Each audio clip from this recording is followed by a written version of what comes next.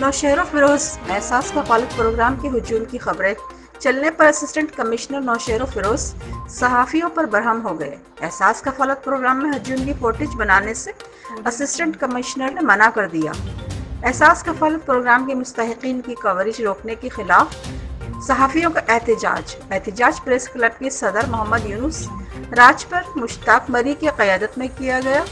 Report फ़कीर महर अली बेहन, mission news, Naushahro Firoz.